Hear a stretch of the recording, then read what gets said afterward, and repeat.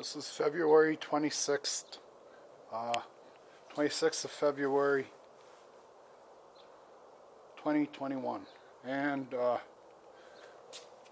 just as my daily, I made one yesterday morning. Yesterday morning I had two piles of dirt there.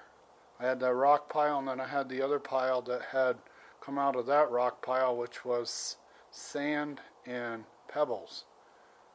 Well, I got 6.5 bags filled with pebbles, and I had 2 wheelbarrows full of sand to distribute other places. But again, I'm going to take you to these water levels here. Try to explain. I built these about 6 years ago. What they are duplicate columns.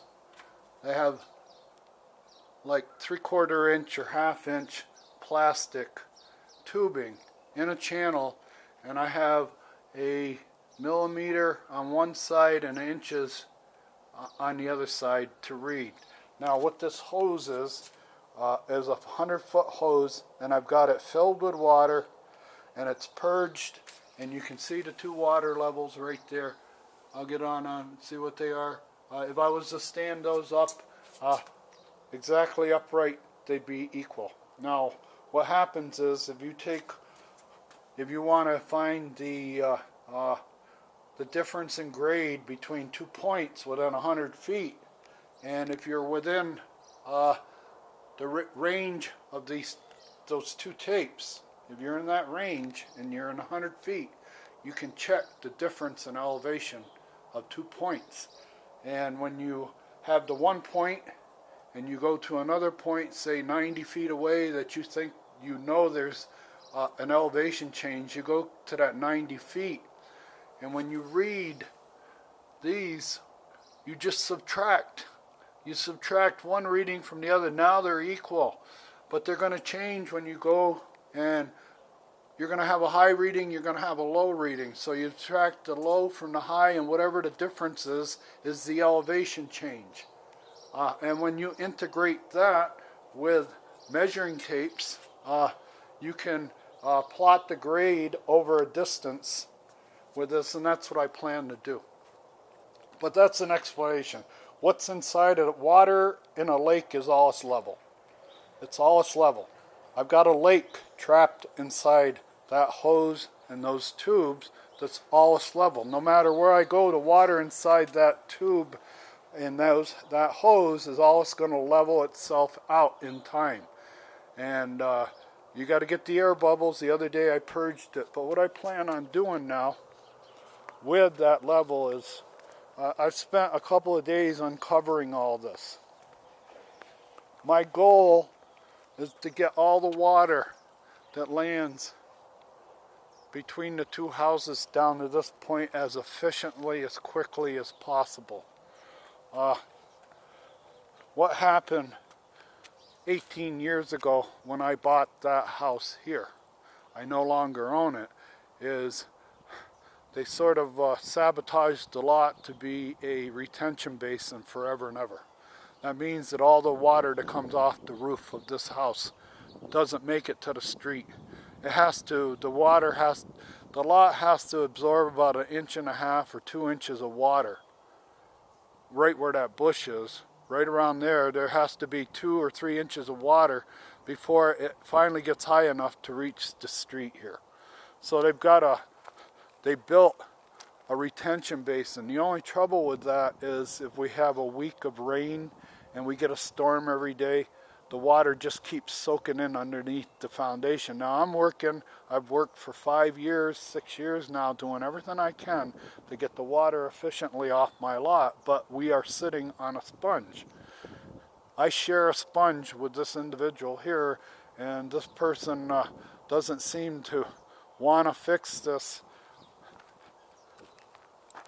because of the time and labor involved. Now what I'm going to do with those levels is where you see the starting point, that first cone out there, that's going to be the starting point. And I found out the other day through experiment that I have 3 to 4 more feet of property line than I thought I had because I found the original stake. I stumbled on it. So what I'm going to do is I'm going to try to slope from the house to a central ditch that runs right along that rock line. Right along that rock line is where I'm going to focus on having the water run. I'm going to have it come down and run. This plant might go. It's just another plant that I have to water. It's in the cycle. It's right in the way. I want a channel. I just got done watching how they built the aqueduct from into LA, a 200-mile aqueduct, and it was all done with geometry. So that everything gravity fed in LA. There's no pumps along the way. Well, I got a miniature. That was William Mulholland that designed that back at the turn of the century to bring water to LA. I'm not trying to bring water to LA. What I'm trying to do is bring runoff water that's been trapped here for 16 years. They built it to retain water whenever it rains. This lot is supposed to be a sponge. I've done everything I can to not be a sponge, but because we're sitting on the same common sponge, if this guy gets 5 days of rain where the water soaks in, no matter what I've done here, it's moot. It was for naught because this lot right here isn't being fixed. Now, I'm making this video for the HOA to tell you that I'd like to tap in to the lowest point over there and make a tributary to where I'm going to take those water levels. We've got 66 feet from that cone to right here on the sidewalk. Okay? And the property line runs right along that rock line. Okay? So, this is my challenge. To make sure I've got a uniform linear drop per the water levels over that 66 feet. If it's 66 feet to there at 30 and a 12-inch drop over 66 feet, I'm going to go 33 feet, like right about here where I am at the corner of the house, and I'm going to go down 6 inches from that point there. And if it means doing a little canal or a ditch, that's what I'm going to do. And then I'm going to fill in from that canal to ditch all the way to the house. So there's a big slope. I've got plenty of sand. And I'm going to have a dedicated slope from the house to this canal or this path or this route for water to travel between the 2 lots. These lots right now are more or less the same size. And I want a drainage ditch, a French drain, whatever you want to call it, filled with crushed stone, but a dedicated drain that you don't see that's underneath the stone that has tributaries coming from this low spot to whatever I've designed for a canal to get the water to that corner. Okay? There's a 14-inch drop just from there up to the threshold of the garage. I'd say at least 12-inch. At least a 12-inch drop from the threshold of the garage to that corner. But I'm updating what I'm doing. We'll walk along. You'll see some of the challenge I have of trying to move. Before I found out where the stake was, I was under the impression that where that cactus is, between the cactus, just right of the cactus, and that bush was the property line. And for years I believed that because I was looking at the state tax satellite map, and it shows the line going there. But because the other day I was doing a little exploratory surgery to get this all cleaned up to start crafting a sculptured canal to the street, I stumbled on that steel rod, which indicates the original rod for ownership, the original staked peg. And here we are right now. Here's what I deal with day in and day out. Just walked this first ball right there. See that ball? I have to deal with this day in and day out. Golf balls in my yard. Every time I get a golf ball in my yard, these adolescent hillbilly golf managers over here with complete immunity, and everything else to what my risk. You see that tee box right there? This is the handcuffs that these morons in the golf shop put on me every morning. Every morning. Every day. I can't get away from it, and I can't defend myself against this. The golf course makes me... They turn up the risk on my lot. Anybody that understands golf, anybody that's been around golf, I've been around golf for like 60 years. 60 years since I first tried to hit a golf ball. So I've been around it, and I played it probably for about 50 out of that 60 years. I played it a lot. I've seen every kind of bad shot off every tee. And for a golf concession to not understand the risk that I have to deal with day in and day out, okay? What can happen will happen. Now, I'm going to change my approach today and not talk about the risk to me, but I want to talk about the risk that you're exposing your golfers to. I want to tell you what happens here day in, day out, and someday what can happen will happen. You want to laugh me off and think I'm an old dinosaur, but that tee box right there, all the way from this golf cart up here at the ladies, all the way to back to where that guy is standing, is a secondary landing area for the 5th hole second shot. Just like I'm a secondary landing area, I'm a secondary target. If you can't hit the first target, if you do your best and you miss the first target, the secondary target is me up here. For anybody who's struggling, but what else is going on is where that man is standing, the first guy up here, and that man right there, where they are, they're in the hot zone. They're in incoming. They're in the interdiction and harassment fire from the fairway on the 5th hole. Day in, day out. As many balls that go into my yard. I've had thousands and thousands of balls go into my yard from that tee box where people lose focus. This is monkey see, monkey do golf. These are people that refuse to take a lesson. They have so much ego and belief in their ability that they go, don't worry, I'll figure it out. Well, while they're figuring out hitting 5 balls at a time off a tee box, I'm in range. I'm in range and downrange. Now, I want to get across to the people who run this concession. Where those men are standing gets even more balls land there from the 5th fairway than land in my yard during a day.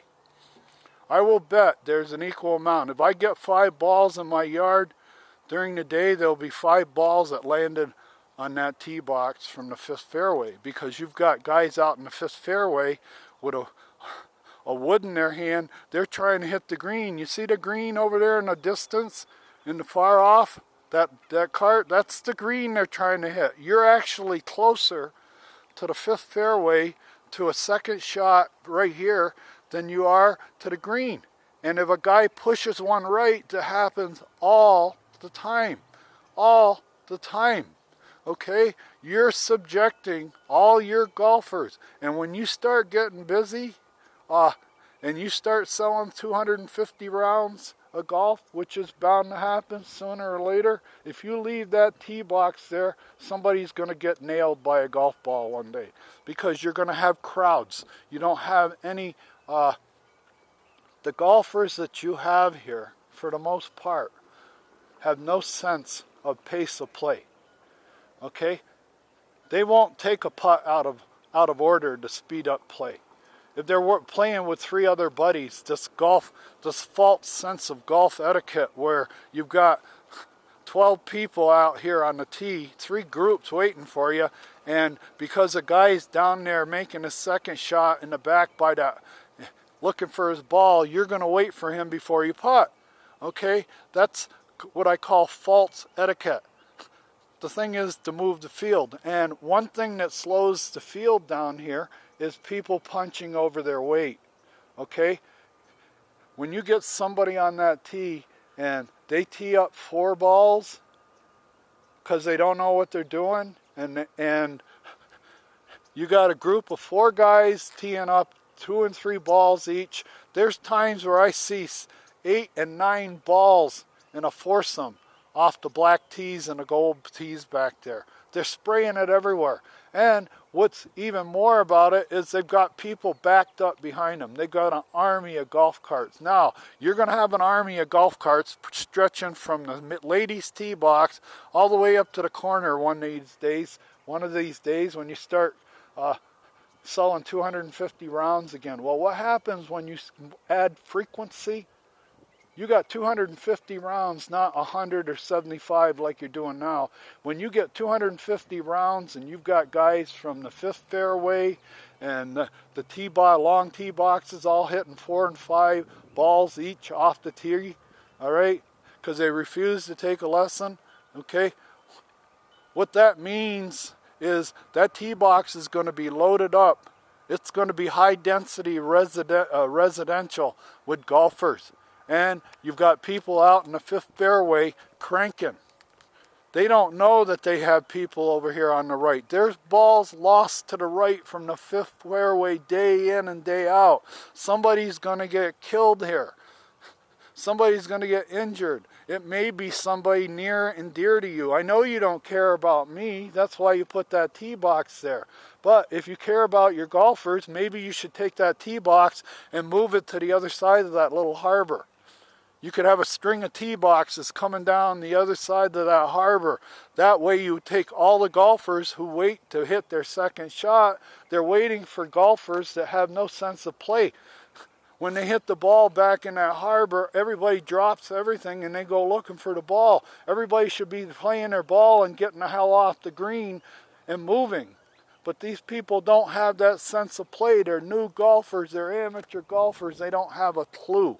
And they don't have a clue as far as etiquette that they, all the golfers I'm dealing with here is I have to be a golf pro up here. I have to be a golf pro because I've been around golf for 60 years. I know that golfers don't belong on private property. Plus, I played golf in California for about 10 years. I had 10 years of playing golf in California on patio golf. You don't walk into people's yards. That's one courtesy. How do you know a Sundance golfer? They'll be the first one to pick a set of tees that they have no chance of. They're the first ones that throw the golf cart away after 3 holes. They hit 3 or 4 balls off every tee recklessly. They play the longest holes. They want to get as much out of the golf course as they can, and they're back there booming 3 and 4 balls. Well, those 3 and 4 balls are 3 and 4 balls of risk. And if they're doing it off the 5th fairway, you've got maybe at times 12, 13 people standing there all moping, a mass, what I call a mass spreader event.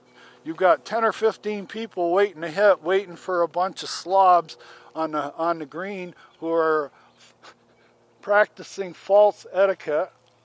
Instead of putting their ball and getting the hell off the green and keeping things moving, they're practicing this etiquette. The guy's, he's putting for a 9.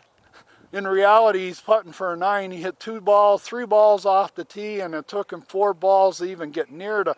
He's putting for a 9 from 12 feet away, and he thinks it's for the U.S. Open. He's putting for the U.S. Open. He's lining up the shot. He's surveying it. He's being Tiger Woods. The camera's on him. Meanwhile, you've got 16 golfers up here wondering, what the hell, when are these people going to get off the green? Okay? They don't know what they're doing. There's no marshal here to move them along. So you're going to have this filled with people. And the more people you put here, the more frequency of odd shots. Now, I'm going to talk about odd shots. Brooke Koepka here, I think won the Phoenix golf tournament this year. He did like 3 birdies and an eagle coming in. That's kind of rare. How many times do you see a guy do 3 birdies and an eagle to make up like 4 or 5 shots in a tournament and coming down the stretch? That's a lightning strike. Just like a ball that's going to land on here. Every ball that lands on here, you've been getting away with for the last 2 or 3 years because golf has been dead. You're dead. Golf is dead. I've never seen it as slow. So you don't have the frequency of people standing and crowding that tee box. And you don't have the frequency of morons from the 5th fairway cranking as hard as they can. Guys with tremendous club head speed. Tremendous club head speed.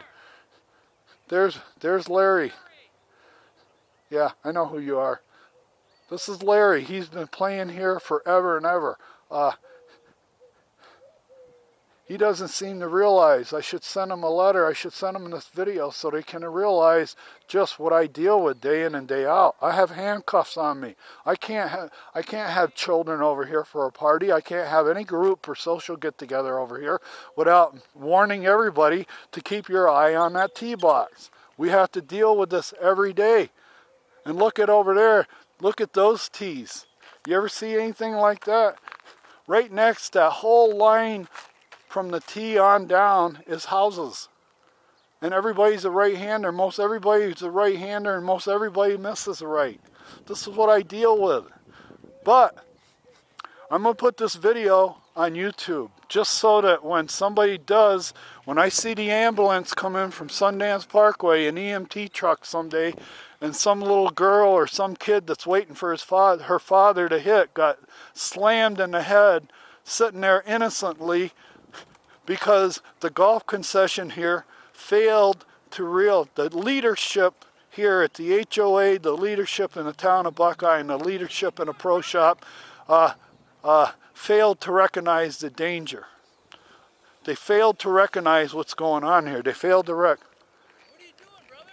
What am I doing is I'm documenting the risk that I have to deal with every day here.